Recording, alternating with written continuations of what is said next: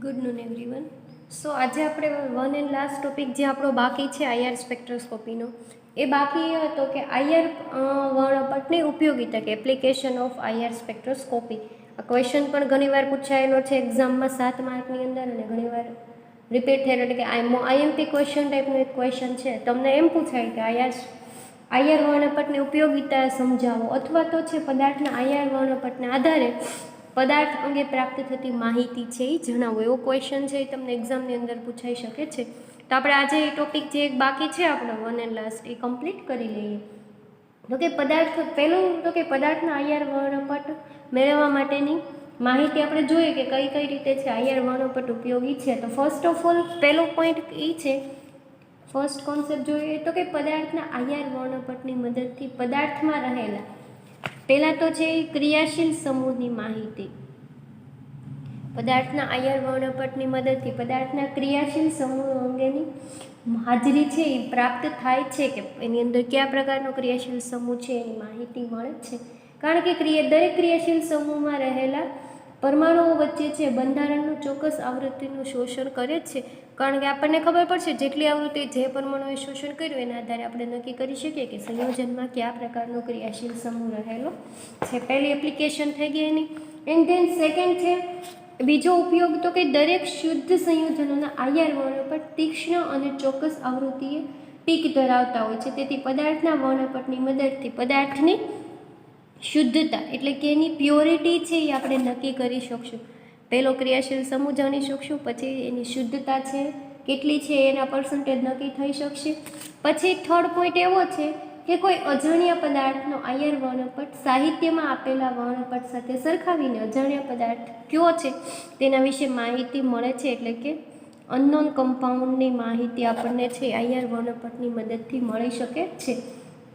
આ થઈ ગયો એનો ત્રીજો કોન્સેપ્ટ.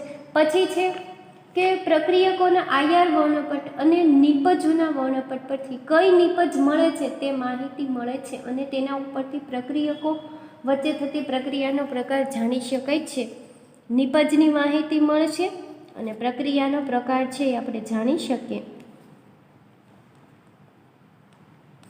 તો આ હતો આપણો ચોથો કોન્સેપ્ટ કે આઈઆર વર્ણપટની મદદથી નિપજમાંથી કઈ પ્રક્રિયક મળે છે અને પ્રક્રિયક નિપજ વચ્ચે થતી કઈ પ્રકારની રાસાયણિક પ્રક્રિયા છે એ આપણે જાણી શકીએ છીએ. પછી તો કંઈ નેક્સ્ટ છે કોન્સેપ્ટ, તો કે પદાર્થમાં હાઇડ્રોજન બંધની હાજરી.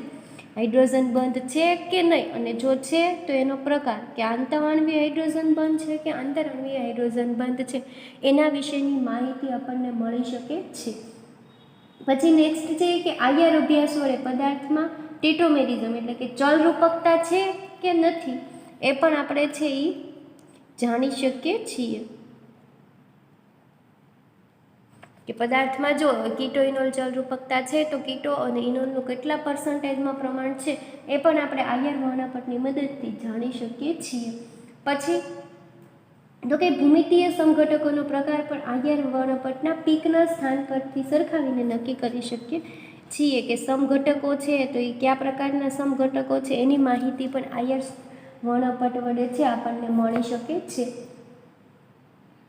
પછી ઘણીવાર એવું થાય કે પદાર્થના બંધારણમાં બાકીની રચના સમાન હોય ત્યારે પદાર્થમાં અમુક પ્રકારની વિશિષ્ટતાઓ રહેલી હોય છે જે આઈઆર વર્ણપટ પરથી આપણને ખબર પડી શકે છે.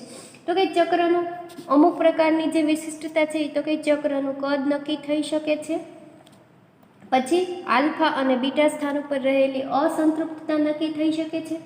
પછી ત્રીજું તો કે ક્રિયાશીલ સમૂહની નજીકના પરમાણુ ઉપર રહેલા સમૂહની વિદ્યુત અસરનો અભ્યાસ કરી શકાય છે.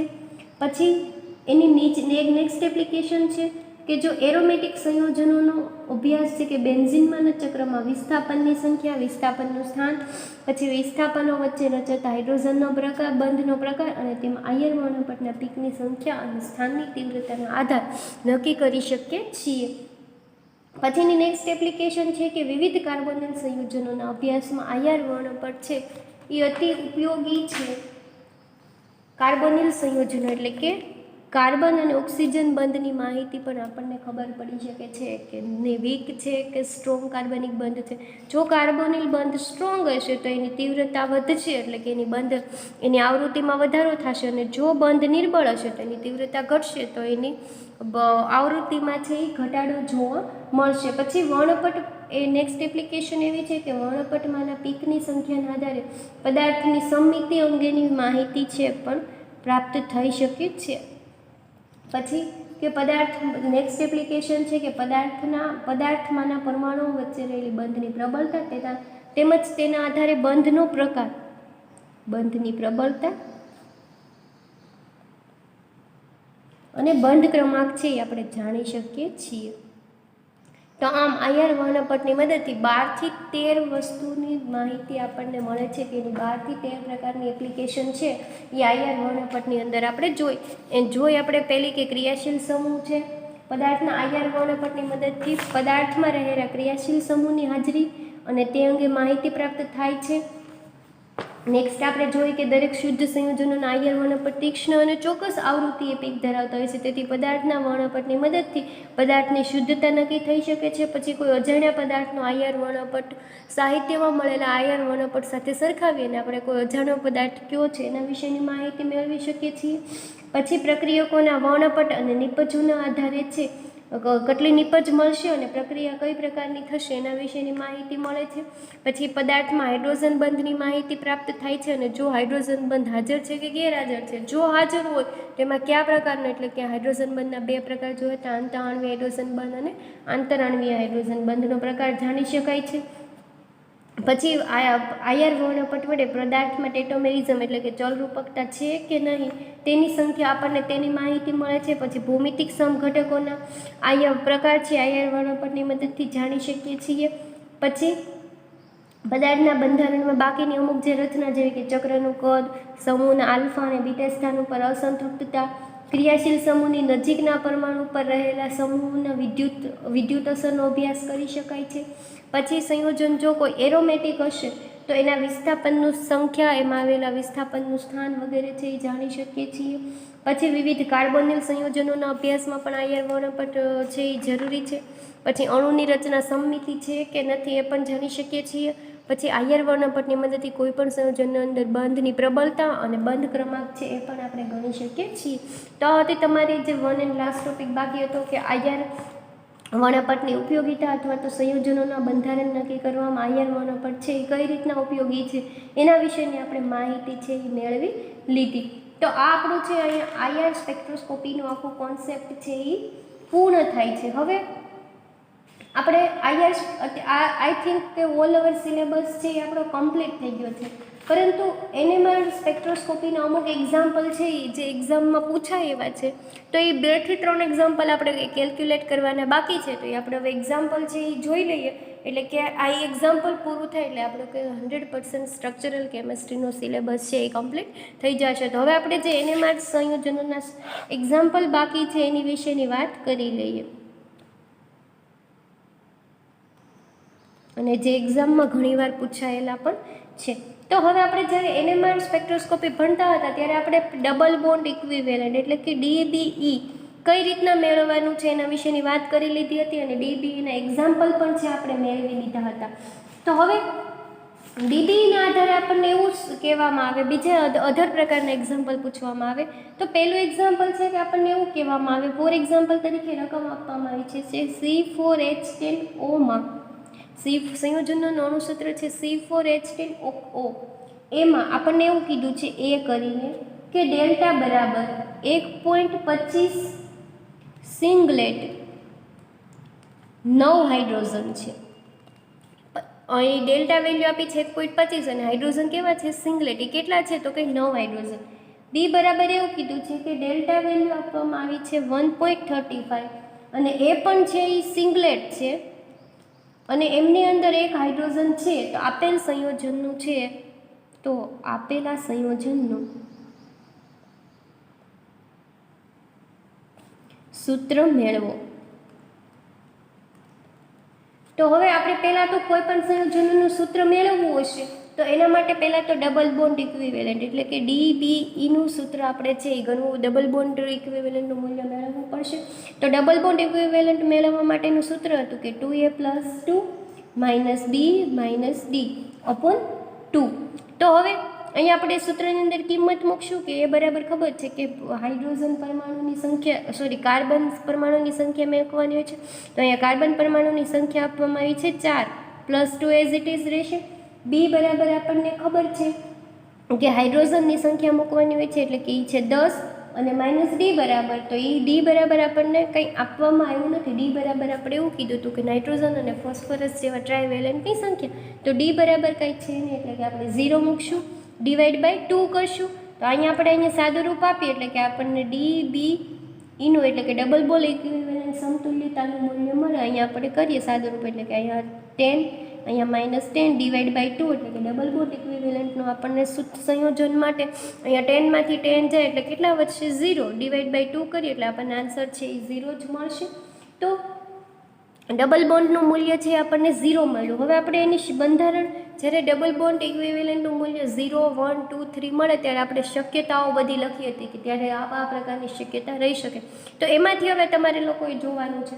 તો કે આ આપણે પહેલો પોઈન્ટ DBE ગણી લીધો. હવે આપણે થશે ડિસ્ક્રિપ્શનમાં પહેલો પોઈન્ટ કે આમ આપેલ સંયોજન છે આનું મૂલ્ય 0 મળે છે એટલે કે સંયોજન છે એ સંતૃપ્ત હશે.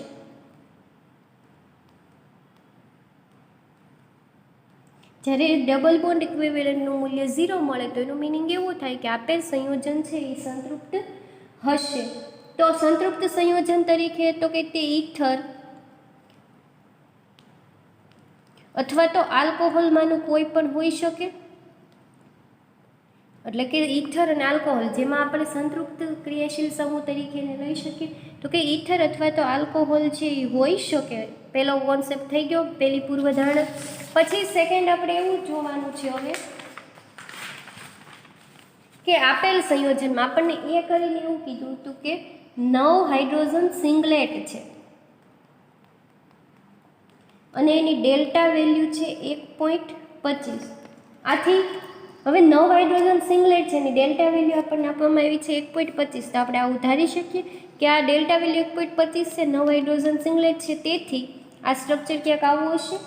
તેથી તે CH3 થ્રાઇસ અને C, અહીંયા 9 હાઇડ્રોજન સિંગલેટ થઈ ગયા, CH3 થ્રાઇસ અને C અહીંયા કોઈ છે નહીં એટલે કે બાજુના કાર્બન પર કંઈ વિભેદન જોવા મળતું નથી. એટલે કે અહીંયા આપણને સંયોજનનું જે ડેલ્ટા વેલ્યુ મળશે એ કેવી મળશે 1.1ની આજુબાજુ મળશે. એટલે કે 9 હાઇડ્રોજન સિંગલેટ થઈ ગયા. તો કે તે આ CH3C સમૂહની હાજરી છે એ દર્શાવે છે.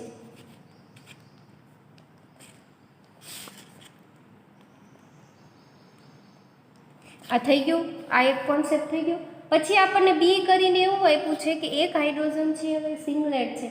તો કે એક સિંગલેટ સમૂહની હાજરી દર્શાવે છે. તો કે ઉપરની આ એક હાઇડ્રોજન છે એ કેવો છે, પાછો એક સિંગલેટ સમૂહ છે.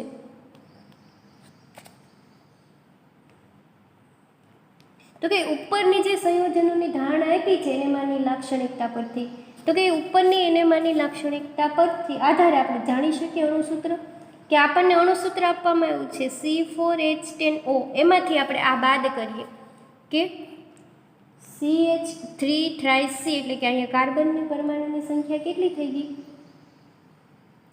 અહીંયા 3 ને 1 4 એટલે કે C4 થયા, -H9 બાદ કરીએ એટલે કે આ C4H10O માંથી C4H9 આપણે જે ધાર્યું છે એ બાદ કરીએ એટલે આપણને અહીંયા સૂત્ર અહીંયા શું મળશે બાદ કરીએ એટલે કે એક ઓક્સિજન વધશે અને એક અહીંથી વધશે હાઇડ્રોજન. ઓક્સિજન છે એ આપણને એઝ ઇટ ઇઝ છે ને અહીંથી 9 હાઇડ્રોજન બાદ થાય એટલે કેટલા વધ્યા 1. એટલે કે અહીંયા OH સમૂહ છે એ હોવો જોઈએ, OH સમૂહ હોવો જોઈએ એવું આપણે કહી શકીએ. કારણ કે આપણે આ અહીંયા સૂત્ર મળી ગયો એક હાઇડ્રોજન સિંગલેટ છે એટલે કે આ મૂળ સમીકરણમાંથી આપણે આ બાદ કર્યું એટલે આપણને એક OH સમૂહ મળ્યો. તો કે આથી આ OH સમૂહ મળ્યો તો કે આથી સંયોજનનું સૂત્ર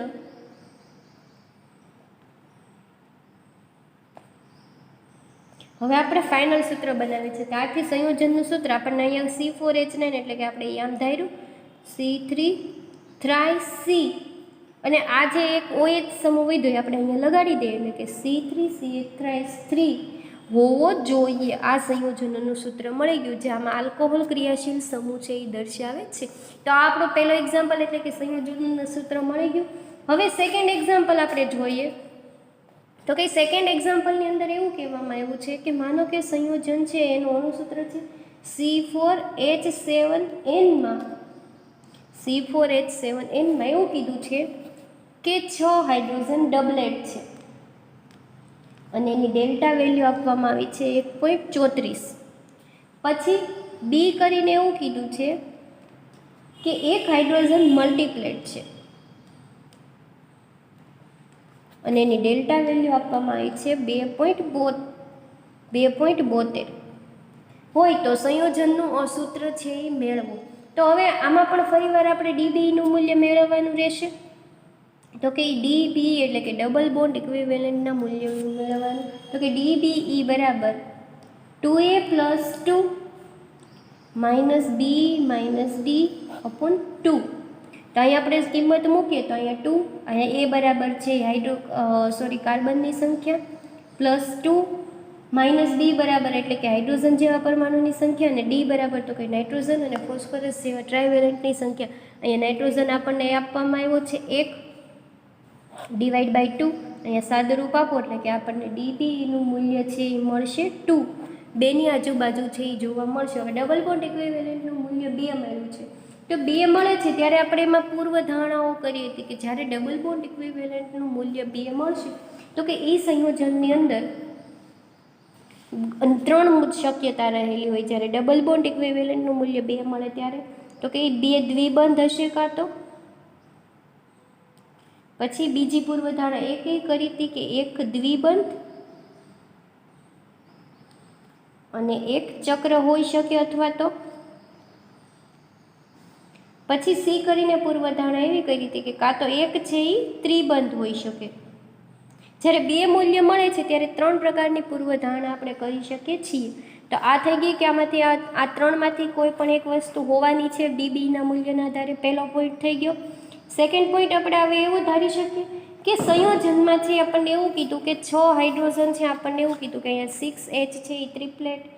આપણને એવું કીધું કે ડબલેટ છે એટલે કે 6 હાઇડ્રોજન જો ડબલેટ હોવાથી તો એ સમૂહ ક્યાંક આ રીતનો હોઈ શકે કે CH3 થ્રાઇસ CH કે અહીંયા બાજુની કાર્બન પર વિભેદન કરીએ કે N+1 મૂકીએ તો કે બાજુના કાર્બન ઉપર કેટલા હાઇડ્રોજન છે 1 + 1 એટલે કે અહીંયા ડબલેટ થઈ ગયું કે આ 6 હાઇડ્રોજન છે એ ડબલેટ થઈ ગયા કે આના ઉપર 2 પ્રકાર અહીંયા જે N આપણને કિંમત મળી ડેલ્ટાની 2 થયું એટલે કે ડબલેટ થઈ ગયું.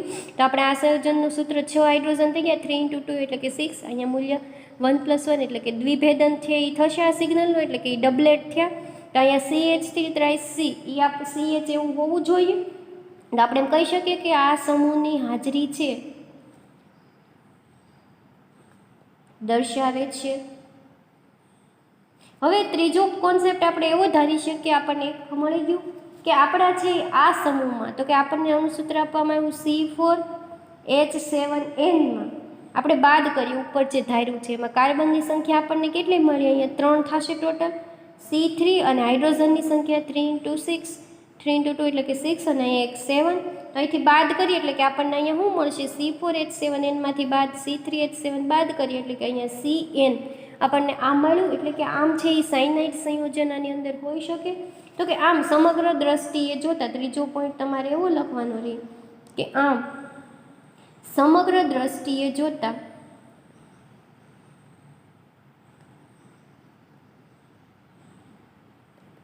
આપેલા સંયોજનનું બંધારણીય સૂત્ર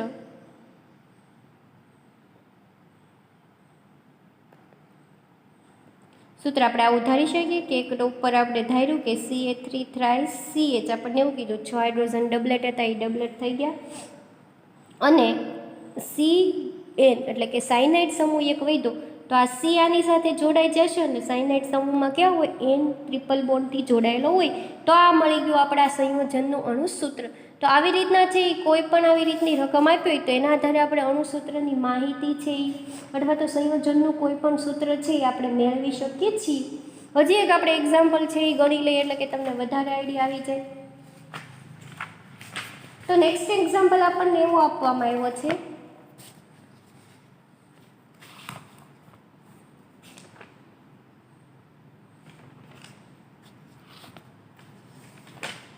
કે C3H6Cl અને Br માં એ કરીને એવું કીધું છે કે 2 હાઇડ્રોજન પેન્ટેટ છે અને એની ડેલ્ટા ટાઉન વેલ્યુ આપવામાં આવી છે 6.65, બરાબર. બી કરીને એવું કીધું છે કે 2 હાઇડ્રોજન ટ્રિપ્લેટ છે અને એની ટાઉન વેલ્યુ આપવામાં છે 6.48, અને સી કરીને એવું કીધું છે કે બીજા 2 હાઇડ્રોજન છે એ પણ ટ્રિપ્લેટ છે અને એની ડેલ્ટા વેલ્યુ છે 6.2. 6 હાઇડ્રોજન છે, એમાં બધા હાઇડ્રોજન 2 હાઇડ્રોજન પેન્ટેટ છે, 2 હાઇડ્રોજન ટ્રિપ્લેટ છે અને બીજા 2 હાઇડ્રોજન છે એ પણ ટ્રિપ્લેટ છે. તો સંયોજનનું સૂત્ર છે એ જણાવો. હવે કોઈ પણ સંયોજનનું સૂત્ર તો પહેલાં તો આપણે DBEનું મૂલ્ય મેળવવું પડશે. તો કે DBE બરાબર 2A + 2 - B - D/2. સૂત્રની અંદર કિંમત મૂકીએ એટલે કે DBE બરાબર થશે કે અહીંયા 2 × 3 + 2 - 8. અહીંયા હાઇડ્રોજનની સંખ્યા, અહીંયા D બરાબર નાઇટ્રોજન ફોસ્ફરસ જેવા ટ્રાયવેલન્ટની સંખ્યા જે કાંઈ આપી નથી, તો અહીંયા 0 મૂકી દઈશું, /2 કરશું એટલે કે DBEનું તમે સાદુરૂપ આપો એટલે અહીંયા શૂન્ય કિંમત છે એ આપણને મળશે. હવે શૂન્ય જ્યારે મળે છે તો એના આધારે કહી શકીએ પહેલી પૂર્વધારણા કે સંતૃપ્ત સંયોજન છે એ હાજર હોઈ શકે છે. સંયોજન છે એ સંતૃપ્ત છે, ઇન શોર્ટ કે એમાં કોઈ અનસેચ્યુરેટેડ સાઇડ એટલે કે ડબલ બોન્ડ, ટ્રિપલ જેન્ટ જેવી રચના હશે નહીં. હવે એવું કીધું છે અહીંયા એ મુજબ સેકન્ડ પોઈન્ટ આપણે જોઈએ તો આપણે એવું કહી શકીએ કે આપણને એવું કીધું કે 2 હાઇડ્રોજન પેન્ટેટ છે, તો આપણને એવું કીધું કે 2 હાઇડ્રોજન પેન્ટેટ છે. આથી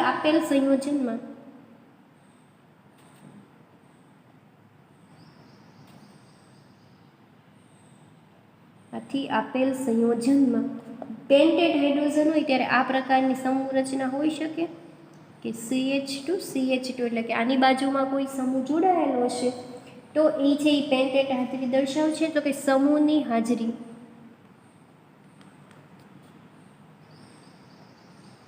હોઈ શકે.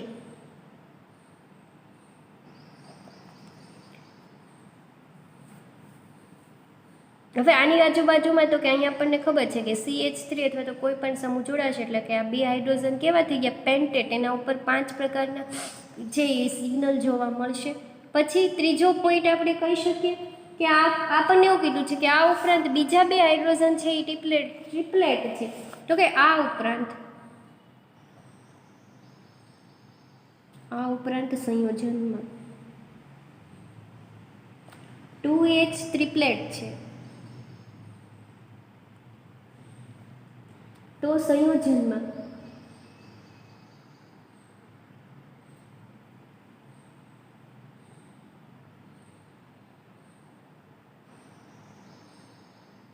નીચે મુજબના સમૂહની હાજરી હશે.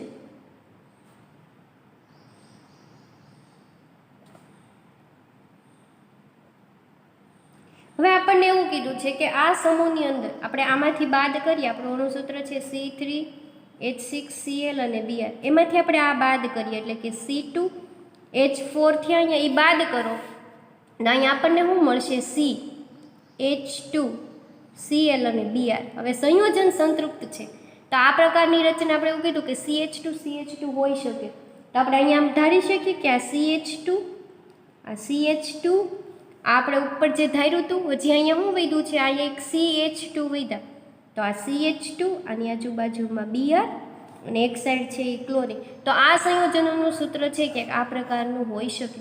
અહીંયા જે આ હાઇડ્રોજન છે એ કેવો થઈ ગયો મલ્ટીપ્લેટ, અહીંયા 2 + 2, અહીંયા આપણે આ હાઇડ્રોજનની વાત કરીએ, એક આપણને એવું કીધું કે 2 હાઇડ્રોજન પેન્ટેટ છે, અહીંયા 2 હાઇડ્રોજન કેવા છે પેન્ટેટ. આ હાઇડ્રોજનને હું લઉં, આ હાઇડ્રોજનને આપણે લઈએ તો અહીંયા આપણે જોઈએ તો કે આની આજુબાજુમાં આ 2 કાર્બન સાથે જોડાયેલા હાઇડ્રોજન અસર કરશે, આ હાઇડ્રોજન અને આ. તો સૂત્ર મુજબ જોઈએ તો કે N+1 એટલે કે ટોટલ કેટલા હાઇડ્રોજન થયા, આ 2 અને આ 2 એટલે કે 4+1 એટલે કે આના 5 સિગ્નલ મળશે. એટલે હાઇડ્રોજન 2 હાઇડ્રોજન હતા એ પેન્ટેટ થઈ ગયા, આપણને ખબર પડી ગઈ એટલે આપણે આ CH2 બરાબર થઈ ગયું. હવે પછી એવા કીધા કે બીજા બે છે એ ટ્રિપ્લેટ છે, આ ટ્રિપ્લેટ છે અને બીજો બે હાઇડ્રોજન એ પણ ટ્રિપ્લેટ છે. આની વાત કરીએ તો આની ઉપર છે આ બાજુનો કાર્બન અસર કરશે, એટલે કે ટ્રિપ્લેટ એટલે કે 3 સિગ્નલ મળવા જોઈએ. તો આ સૂત્ર મુજબ જોઈએ તો કે n+1 એટલે કે આ કાર્બનને હાઇડ્રોજનની વાત કરીએ તો આના બે અસર કરશે, એટલે કે 2+1 મળ્યું, એટલે કે ટ્રિપ્લેટ થઈ ગયું સિગ્નલ, તો કે I બરાબર થઈ ગયું. પછી હજી એવું કીધું કે બીજા બે H છે એ પણ ટ્રિપ્લેટ છે. તો આની વાત કરીએ તો આના ઉપર આ અસર કરશે, તો આના સૂત્રમાં પણ n+1 એટલે કે અહીંયા બે હાઇડ્રોજન છે 2+1 એટલે કે આનું સિગ્નલ પણ ટ્રિપ્લેટ એટલે કે એનું પણ ત્રિભેદન થશે, આનું પણ ત્રિભેદન, અને આનું છે 5 સિગ્નલ એટલે કે પેન્ટેટ છે એટલે કે 5 પંચભેદન જોવા મળશે. અને વધ્યું શું છે અહીંયા આપણી પાસે Cl અને Br, તો એક સાઈડ બ્રોમિન જોડાશે અને એક સાઈડ છે એ ક્લોરિન જોડાય છે, કારણ કે બંને સાઈડ એક એક બોન્ડ છે તો બંને ક્લોરિન અને બ્રોમિન છે બંને એક એક સાઈડ જોડાઈ જશે. તો આવી રીતના છે એ સંયોજનના બંધારણીય સૂત્ર છે એ નક્કી કરવામાં આવે છે. તો આ જે બાકીના એક્ઝામ્પલ હતા આપણા NMRના એ આપણે આજે કેલ્ક્યુલેટ કર્યા. આવી રીતના કોઈ પણ અલગ રકમ આપી અને તમને એક્ઝામ્પલ પૂછાય તો તમારે આવી રીતના કેલ્ક્યુલેટ છે એ કરવાના રહેશે. તો અહીંયા છે આપણો આખો સ્ટ્રક્ચરલ કેમિસ્ટ્રીનો સિલેબસ છે એ કમ્પ્લીટ થાય છે. અને એક્ઝામમાં દરેક છે એ સરખી વ્યવસ્થિત પ્રિપરેશન કરજો. કાંઈ પણ ક્વેશ્ચન હોય તો એની ટાઈમ પૂછી શકો છો, ક્વેરી હોય તો કાંઈ. અને એક્ઝામ માટે દરેકને best of luck. Thank you all of you.